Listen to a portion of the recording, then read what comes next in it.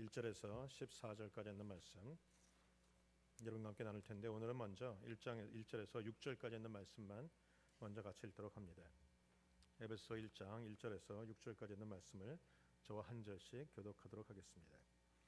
하나님의 뜻으로 말미암아 그리스도 예수의 사도된 바울은 에베소에 있는 성도들과 그리스도 예수 안에 있는 신실한 자들에게 편지하노니,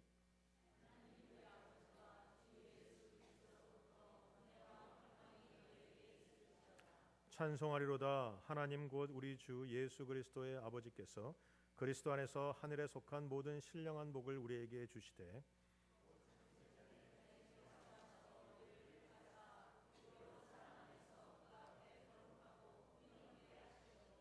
그의 기쁘신 뜻대로 우리를 예정하사 예수 그리스도로 말미암아 자기의 아들들이 되게 하셨으니,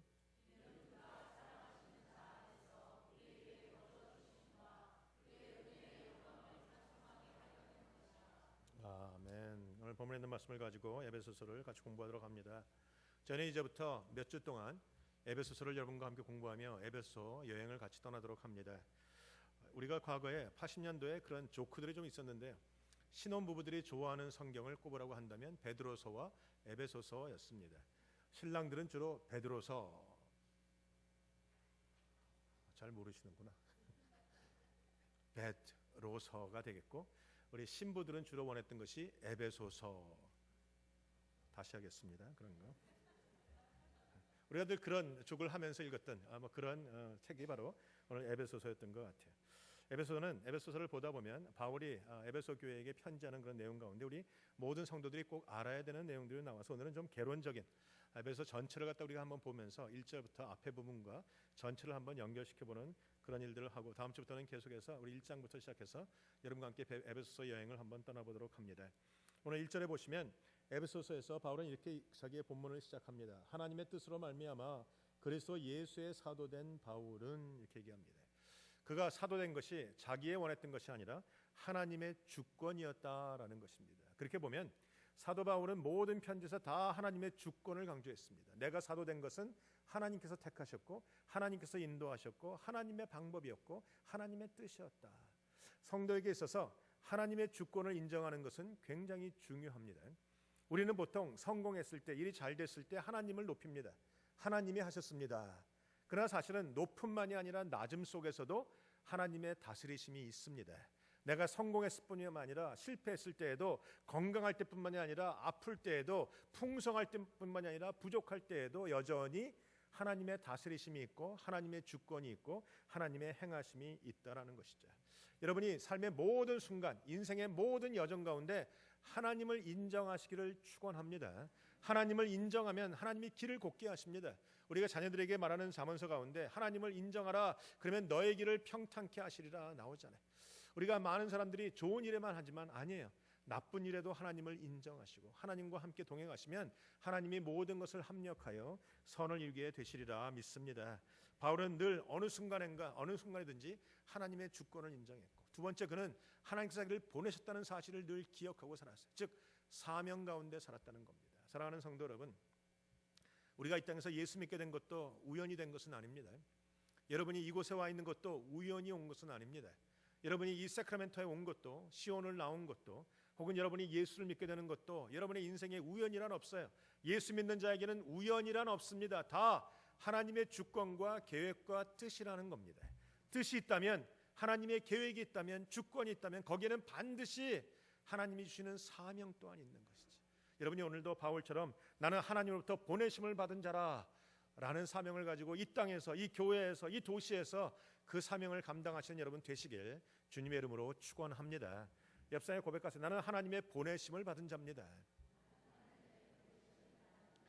하나님이 우리를 보내실 때는 거저 보내지 않습니다. 보내실 때는 하나님의 능력을 주시고 하나님이 필요한 모든 권한을 주시고 하나님이 주시는 모든 그 소유를 주시고 우리를 이 땅에 보내셨다는 것이죠. 그러니까 여러분이 이곳에서, 그저 제가 좀 제일 안타까운 것은 아무것도 없는 것처럼 살아가는 성도들이 안타까워요. 정말 가난한 것처럼 살아가는 성도들이 안타깝습니다. 아무 능력도 없고 가진 것도 없고 할 것도 없고 할 수 있는 것도 없고 그냥 어깨 축 처지고 나는 그냥 이 땅에서 조용히 살다 갈래 라는 그런 모습을 갖고 있는 성도가 참 안타까워요. 아니에요. 오늘 하나님 우리에게 모든 것 주셨습니다. 그리고 우리를 파송하신 겁니다. 우리는 하나님의 종이요 보내심은 받은 자들이요 우리는 하나님의 사자들이라는 것이. 우리는 많은 경우에 목사님만 사자다, 목사님만 종이라고 하는데 아니죠. 우리는 하나님의 사자이고 우리는 하나님의 사도이고 우리는 하나님의 보내심은 받은 자이며 우리는 하나님의 종들이다라는 것입니다. 하나님이 우리를 파송하시면서 우리에게 모든 것을 주셨어요. 우리 에베소의 전체를 흐르고 있는 주제적인 요절적인 말씀을 하나 고른다고 한다면 오늘 본문에 있는 3절에 있는 말씀이 찬송하리로다 하나님 곧 우리 주 예수 그리스도의 아버지께서 그리스도 안에서 하늘에 속한 모든 신령한 복을 우리에게 주셨다라고 말합니다. 우리 에베소는 우리에게 말하기를 하나님 우리에게 복 주셨다 말합니다. 우리는 늘 그런 얘기하죠. 예수 믿으면 복 받는다. 틀린 얘기 아닙니다. 예수 믿으면 복 받습니다. 근데 우리가 복에 대해서 잘못된 생각을 가지고 있어요. 그저 물질의 축복, 건강의 축복, 자녀의 축복, 가정의 축복 그런 것만 생각해요. 물론 그것도 틀린 건 아닙니다. 분명히 있어요. 그러나 예수 믿는 자에게 주신 하나님의 복은 그런 하찮은 복이 아니라 좀 더 고차원적인 좀 더 뛰어난 복이 오늘 성경에 보면 분명하게 말씀하시는 신령한 복을 주셨다. 믿으십니까? 하나님은 신령한 복을 주셨습니다. 이 신령한 복이 뭔가 하늘과 땅에 속한 모든 것이 신령한 복이 되는 것이죠. 영적인 축복입니다. 예수 믿고 받게 되는 첫 번째 축복은 영적인 축복이에요. 구원의 축복이에요. 죄사함의 축복이에요. 영원한 영생의 축복이라는 말입니다.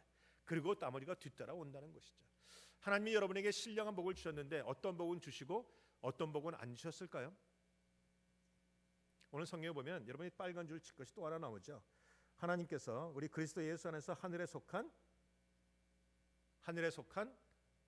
모든 신령한 복이 모든 신령한 복입니다. 모든 신령한 복입니다. 하나님이 나에게 주신 것은 어느 거 하나 빼놓지 않는 완벽한 패키지로 모든 신령한 복을 우리에게 주셨다라는 것입니다. 여러분이 이제는 모든 것을 가진 자처럼 행동하십시오. 모든 하나님의 축복을 소유한 사람인 것처럼 말하시고 그렇게 행동하시고 그렇게 생각하시고 그렇게 살아가시는 것이 바른 일이다라는 것이죠. 모든 신령한 복의 근원이 바로 주님이세요. 오늘 본문에 보면 축복을 주시는 분이 누군가 축복의 근원이 나오죠. 3절에 찬송하리로다 하나님 곧 우리 주 예수 그리스도의 아버지께서 즉 우리에게 복 주시는 복의 근원이 누군가 하나님이십니다. 하나님은 우리를 창조하시고 우리에게 복을 명하셨어요. 그리고 우리에게 복의 근원이 되라고 말씀하셨어요.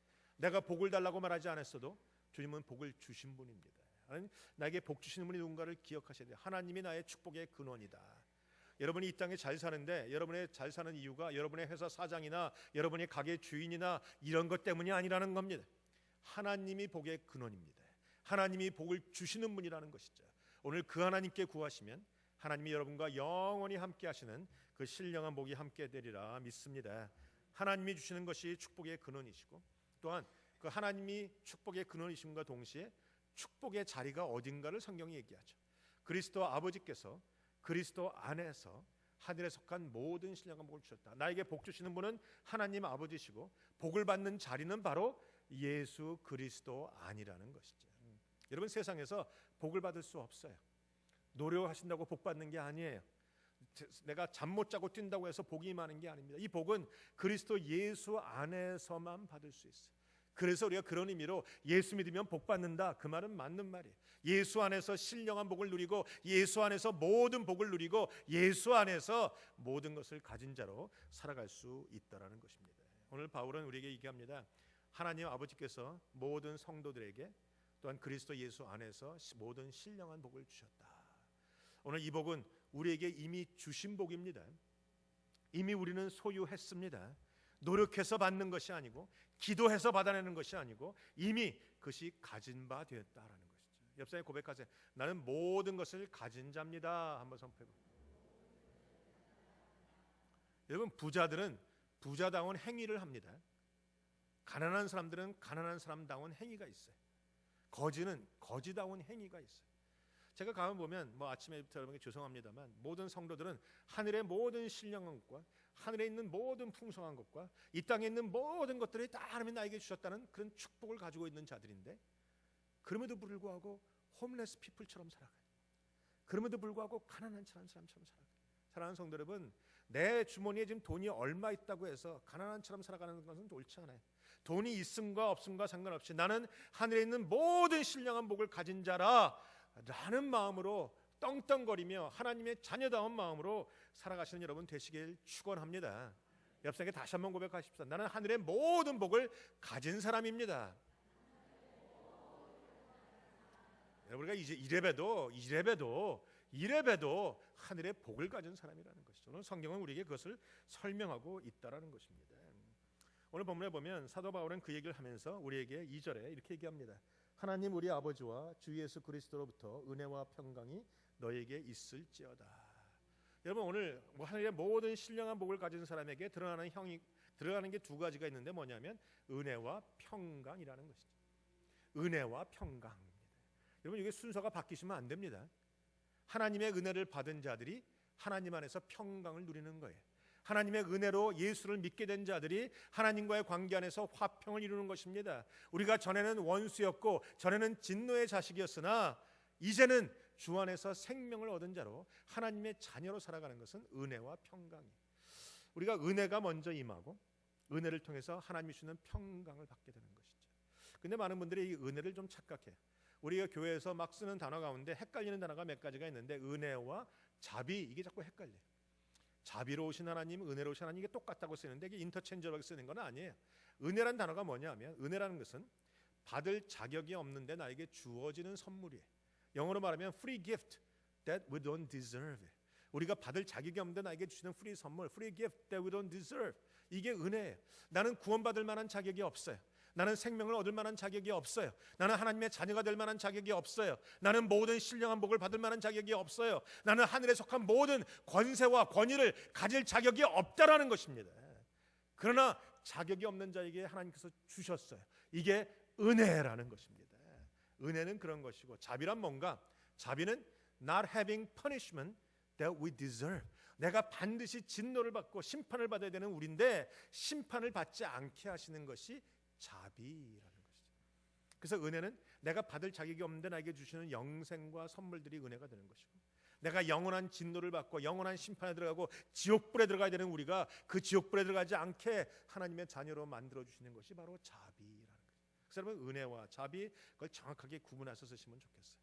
그리고 은혜를 받은 자들이 하나님 앞에 믿음으로 자녀가 된 자들이 누리는 것이 평강이에요.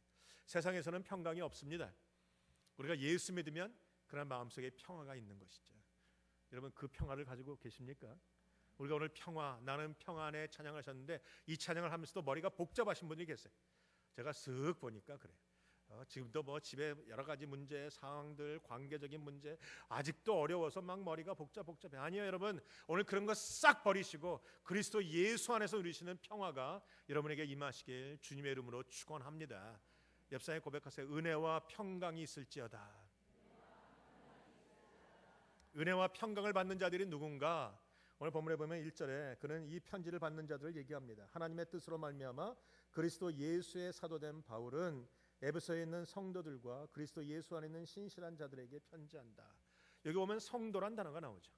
우리가 예수 믿는 자를 성도라고 부르는데 성도라는 의미가 뭔가? 물론 거룩하다, 구별됐다는 뜻이지만 좀 더 오늘 이 본문에 의하면 이 성도라는 것은 오늘 1절에 보시면 그리스도 예수 안에 있는 신실한 자들 이게 그런 뜻인 것 같아요. 오늘 성도란 단어와 그리스도 예수 안에 있는 신실한 자들은 원어에 보면 동격으로 써 있어요. 같은 종류라는 것입니다. 여러분 성도입니다. 다시 말하면 그리스도 예수 안에서 믿음을 지키는 신실한 자들이라는 것이죠. 신실하다는 말은 변함이 없다는 말이죠. 여러분의 신앙은 변함이 없어야 됩니다.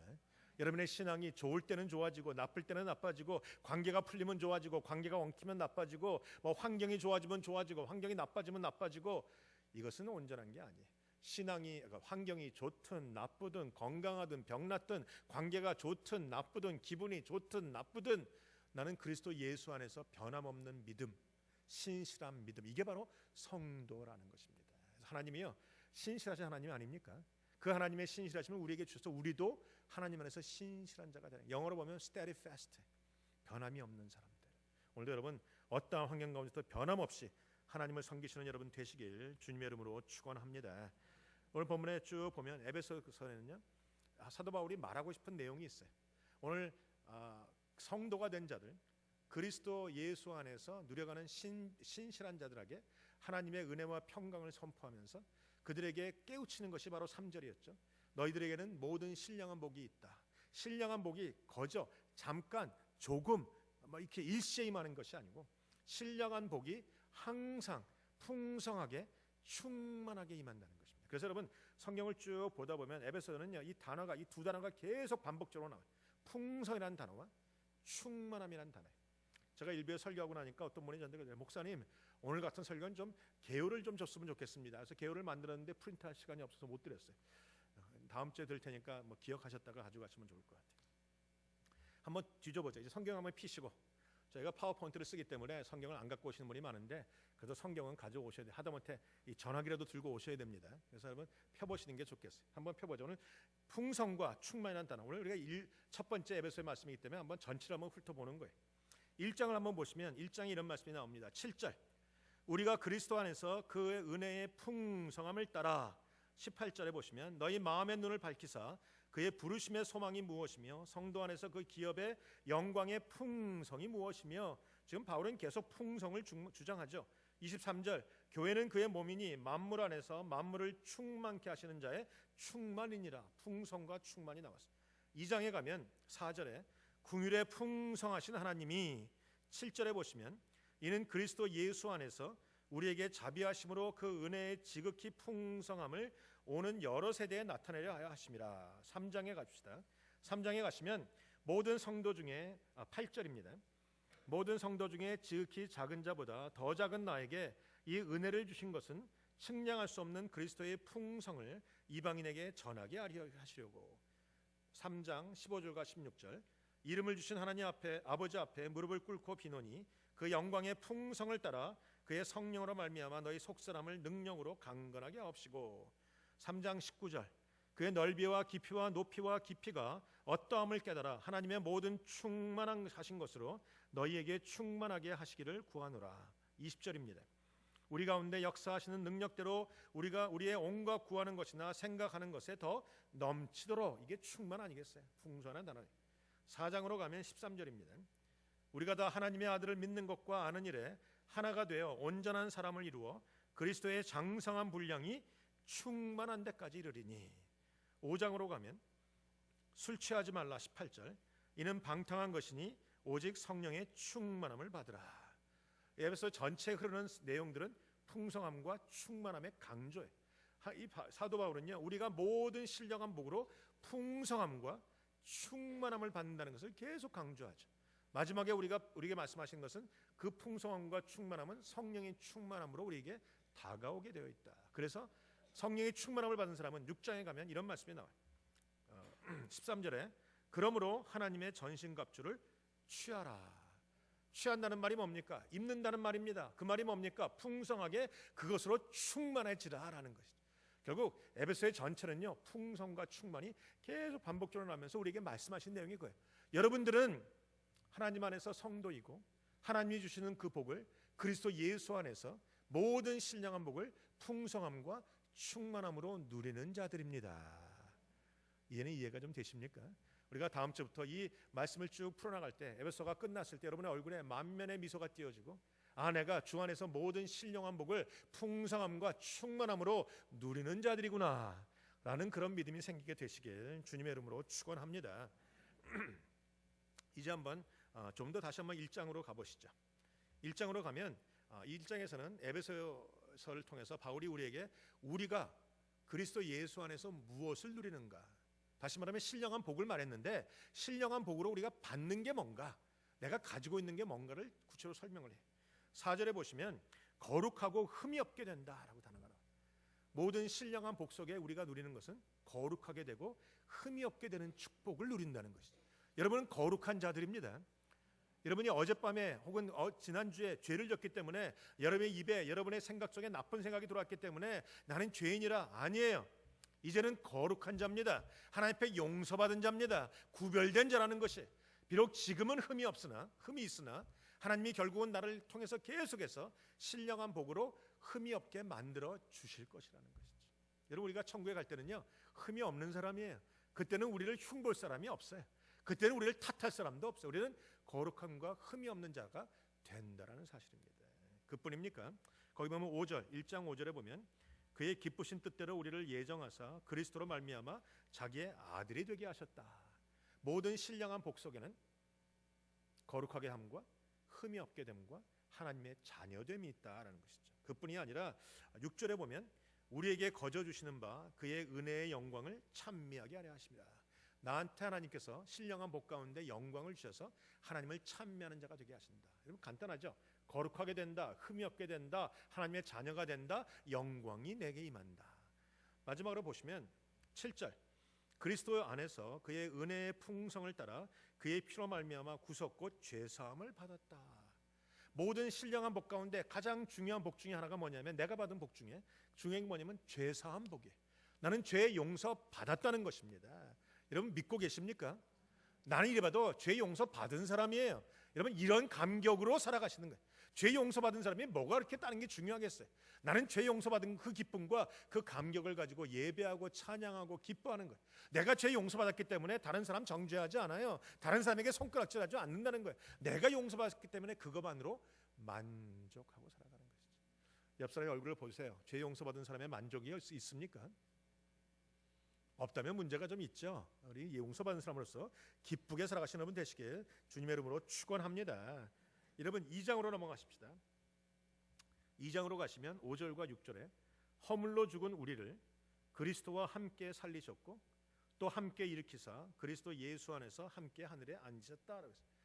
2장에서 우리에게 말씀하시는 게 뭐냐면 우리는 이미 1장에서 받은 많은 신령한 복 가운데 복을 설명하시고 디테일하게 2장에서 설명하는데 우리는 허물로 죽었던 우리들을 주님께서 그리스도 안에서 살리셨고 그리고 그리스도 안에서 하늘에 앉히셨다고 되어 있어요. 여러분 우리는 허물로 죽었던 사람들인데 이제 살아났습니다. 영생을 소유했다라는 것입니다. 영생은 예수님을 통해서 우리에게 주어졌을 뿐만이 아니라 이제는 우리의 자리가 어딘가 하늘 위에 하나님 보좌 앞에 우리가 앉아 있다는 것이죠. 우리가 늘 얘기하죠. 예수님이 부활하셔서 하늘에 올라가서 어디 계십니까? 제가 오늘 성경 말씀을 막 대니까 지금 정신 하나도 없으시죠? 예수님이 부활하셔서 하늘에 올라가서 지금 어디 계십니까? 하나님 보좌 우편에 계시죠. 우리는 어디 있습니까? 우리는 어디 있습니까? 네? 말씀을 정확하게 하셔야 되는데 그냥 대충 하시면 이게 안 들려요. 우리는 어디 있는가? 아까 읽었던 2장 5절과 6절에 보면 허물로 죽은 우리를 그리스도와 함께 살리셨고 또 함께 일으키사 그리스도 예수 안에서 함께 하늘에 앉히셨다. 하나님의 보좌 우편에 예수님이 앉아 계시고 우리는 예수님 안에 앉아 있죠. 그러니까 우리가 자리가 어디예요? 하나님의 보좌 우편인 거죠.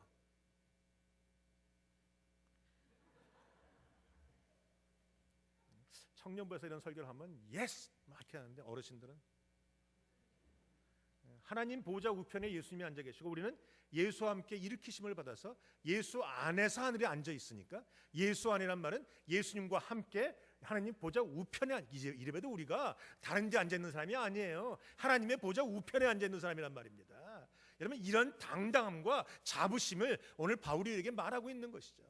여러분들은 거저 그냥 거지같이 살 사람들이 아닙니다. 여러분은 모든 한 영의 삶의 신령한 복을 가지고 있고 여러분은 주님과 함께 일어났으며 하나님의 자녀가 됐으며 하나님의 보좌 우편에 함께 앉아 있다라는 것이죠. 이런 당당함이 우리가 있어야 되는 것이에요. 여러분 3장에 가면 3장 9절에 이렇게 얘기합니다. 영원부터 만물을 창조하신 하나님 속에 감추었던 비밀의 경륜이 어떠한 것을 드러내게 하신다. 10절에 보시면 이는 이제 교회로 말미암아 하늘에서 정사와 권사들에게 하나님의 각종 지혜를 알게 하려 하십니다. 이제 우리에게 신령한 복이 있음을 1장에 말하고 2장에는 우리가 주님과 함께 죽었던 우리가 주님과 함께 일어나서 하나님의 보좌의 우편에 앉아 있다. 3장에 가면 하나님의 보좌에 앉아 있는 자들에게 하나님이 뭐라고 말씀하시는가? 하나님의 지혜를 주신다. 하나님의 지혜를 누구에게 주시는가? 본문에 보니까 교회라는 단어가 나왔어요. 여러분 교회란 그래서 귀한 것입니다. 에베소란 동네는요. 여러분이 혹시 그 역사를 좀 보신 분들은 굉장히 음란하고 굉장히 더럽고 온갖 우상 숭배에 가득한 도시가 에베소 동네. 어찌 보면 저런 곳에서 무슨 선한 것이 날 수 있나 라는 말을 할 정도로 아주 소돔과 고모라 성만큼 아주 악한 도시가 에베소인데 그 에베소에 하나님은 하나님의 백성 거룩한 백성 하나님의 교회를 두셨다라는 거예요. 소망이 없는 곳에 교회를 두십니다. 악한 곳에 교회를 두십니다. 어둠에 있는 곳에 교회를 두십니다. 그래서 그 교회가 위대한 교회가 되는 것이죠. 하나님은 교회를 귀하게 보세요. 이 교회라는 것은 건물이 아니라 하나님 안에서 구원받은, 그리스도와 함께 일어나서 하나님의 보좌의 우편에 앉았던 그리스도의 성도들, 공동체를 교회라고 얘기하죠. 여러분, 그래서 교회를 생각하실 때마다 아름다운 생각을 가지고 계셔야 돼요. 제가 안타까운 것은 우리가, 목사인 내가 잘못해서, 혹은 우리 성도들이 잘못해서 교회들이 욕을 먹잖아요. 우리 사방에 다니면서 불신자들이 교회를 얼마나 욕을 합니까? 여러분, 불신자들이 교회를 어떻게 알고 욕을 할까요? 그 나쁜 소식이 어디서 나갔어요? 예수 믿는 우리가 나간 거예요. 다니면서 교회 흉보고 욕하고 이러는 거예요. 여러분, 교회란 잘못한 것은 있으나 교회는 흉볼 대상이 아닙니다. 교회는 하나님의 귀한 단체, 하나님이 이 땅에 마지막 소망으로 두신 것이 교회예요. 교회는 어둠을 밝히는 빛의 존재이고 썩음을 속에 소금의 존재이고, 교회는 이 땅에 영생을 주는 하나님의 놀라운 능력의 존재라는 거예요. 교회라는 건물이 아니라 여러분 자체가 교회입니다. 그래서 여러분이 교회를 흉보면 안 되세요. 교회가 아무리 잘못했으라도 교회는 영원히 하나님 손에 가 있을 거예요. 선교단체와 교회는 다릅니다. 선교단체는 하나님 앞에 크게 쓰임 받을 뿐이지만 선교단체는 영원하지 않아요. 저는 선교단체 출신이에요. 저는 4대째 기독교 가정에서 태어나서 교회 안에서 자랐지만 제가 청년 시절에 선교단체에 헌신을 하고 선교단체가 최고인 줄 알았어요. 그때 하나님이 깨닫게 하신 것이 있어요. 최고가 아니라는 걸 깨닫게. 하나님이 가장 귀하게 보는 것은 선교단체가 아니라 여전히 교회예요. 영원히 천국에 함께 갈 게 교회예요. 선교단체는 그 사명 다하면 없어질 거예요. 선교단체는 그 사명 다하면 무너질 거예요. 그러나 교회는 무너지지 않습니다. 교회는 영원히 하나님과 함께하는 것이에요. 여러분, 교회를 향해서는요, 여러분 가장 축복만 하셔야 돼요. 안타까운 것을 보셨습니까? 그러면 축복하세요. 주님, 교회가 안타까움이 있군요. 그러나 주님의 이름으로 축복합니다. 하나님이 교회를 교회되게 하시옵소서. 하나님의 마음이 거기 있고 하나님의 능력이 거기 있는 것이죠. 우리 아까 읽었던 2장에 잠깐 말씀을 다시 가면 2장에서 우리가 주님께서 우리가 허물로 죽은 우리를 그리스도와 함께 살리셨다. 우리는 이미 과거에 주님 안에서 살아난 우리들이에요. 우리가 육적으로는 이 땅에서 아직 죄악 가운데 머물러 있을지는 모르지만 영적으로는 우리는 이미 하나님의 보좌 위에 앉아 있는 존재들이라는 것이죠. 그러니까 여러분이 교회를 흉보지도 말고 또한 성도들을 흉보셔도 안 되는 것이죠. 우리가 보기에는 성도가 지금 찌질해 보입니다. 성도가 지금 자기 성도야 라는 말을 들을 정도가 되어 보이는 건 사실이에요. 죄가 없다는 것도 아니고 잘못이 없다는 말도 아닙니다. 그러나 여전히 성도는 영적으로 이 주님의 보좌 앞에 앉아 있는 자들이에요. 여러분이 그 성도를 흉보시면 안 되는 것이죠. 그래서 교회 안에서는 축복밖에 할 것이 없고, 교회 안에서는 정죄할 것도 없고 비난할 것도 없고, 교회 안에서는 파당을 지어서도 안 돼. 교회 안에서는 주님만 위해서 하나가 되는 존재들이에요. 오늘 3장에는 주님께서 교회의 아름다운 모습을 말씀하십니다. 그리고 4장으로 넘어가면 3절에 이런 말씀이 나오죠. 평안에 매는 줄로 성령의 하나 되게 하신 것을 힘써 지키라. 이제 신령한 복을 가지고 있는 우리들이 이제는 우리가 주님 안에서 허물로 죽었던 우리들을 살리셨고 하나님의 보좌 앞에 앉으시며 그것을 교회로 삼으시고 하나님의 지혜를 주셨다고 3장은 얘기하고, 4장에 가면 이제 평안에 매는 줄로 성령의 하나 되게 하신 것을 힘써 지키라 하고 있어요. 많은 경우에 우리 장로님들이 기도할 때 이런 기도 하시죠. 주여 우리를 하나 되게 하여 주시옵소서. 그럼 성도들이 또 아멘 소리 해요. 무슨 말인지는 알겠어요. 그런데 기도는 잘못됐어요. 주여 우리를 하나 되게 해주세요라는 기도는 잘못된 거예요. 왜? 우리는 이미 하나가 되었다라는 거예요. 주님이 이미 우리를 하나로 만들어 주셨다는 거예요. 그런데 우리 가운데 하나됨이 보이지 않죠. 왜요? 우리 가운데 분열이 있으니까 그런 거예요. 하나 되게 해달라고 기도하는 것은 잘못된 것이고, 도리어 이런 기도가 바른 기도예요. 주여 우리가 성령 안에서 하나가 되게 하신 것을 힘써 지키게 하여 주시옵소서. 이제는 내가 저 형제 저 자매 꼴보기 싫은 거 꼴보기 좋게 만들어 주세요. 내가 그를 향해서 입을 열고 빈정거리고 비난했던 거 이제 입을 다물게 해주세요. 그래서 우리가 이제는 하나됨을 사단이 흔들지 못하게 해주세요. 하나 되는 기도가 아니라 하나 된 것을 지키게 해달라고 기도하시는 게 바른 거예요. 오늘 성경은 이게 하나 된 것을 지켜야 된다. 그런데 하나 된 것을 지키는 게 그다지 쉽지 않다라는 거예요. 그래서 5장에 넘어가면 5장 18절에 뭐라고 얘기했죠? 술 취하지 말라, 성령의 충만함을 받으라. 왜? 주님께서 구원하셔서 하나님의 보좌에 앉히신 성도들이 있는 이 교회가 하나 되게 하셨는데 하나됨을 사단이 자꾸 공격해요. 여러 가지 이유로 자꾸 분열을 갖고 와요. 자꾸 얘기가 만들게 돼가지고 자꾸 나는 옳고 너는 틀리고 막 이런 얘기가 와가요. 이럴 때 어떻게 되는가? 이것을 지켜야 되는데 어떻게 지키는가? 성령이 아니면 못 지킨다는 거예요. 그러니까 여러분이 기도하신다면 하나됨을 지키셔야 돼요. 영적이라면 지키셔야 돼요. 성령 충만하려면 지키셔야 돼요. 성령도 충만하고 영적이고 기도한다고 하는데 교회 하나됨을 지키지 않고 떠들고 돌아다닌다. 그건 성령 충만함 아니에요. 기도하는 자 아니에요. 기도하는 자라면 성령 충만하다면 하나님이 지키신 교회, 성령으로 하나 되게 하신 교회 힘써 지킬 줄 알아야 되는 것이죠. 이게 성령 충만함인 거예요. 오늘 주님께서 그거 하라고 성령 충만함을 말씀하셨어요. 과거에 우리는 5장 8절에 보면 너희가 전에는 어둠이더니 이제는 주 안에서 빛이라. 예전에는 어둠이었는데 이제는 빛이에요. 이제는 빛이 되게 해 주십시오가 아닌 거예요. 이미 빛인 거예요. 빛인 우리들이 모여서 그 빛을 더 크게 발휘하는 것이죠. 여러분, 이제는 우리가 새로운 인생을 사는 자들입니다. 이제는 우리가 새로운 인생을 사는 자들입니다. 이제는 우리가 새로운 인생을 사는 자들입니다. 전에는 어둠, 이제는 빛이에요. 주님 나에게 새로운 인생 주시옵소서. 아니에요. 이미 새로운 인생이 시작됐어요. 이제는 새로운 삶이 된 거예요.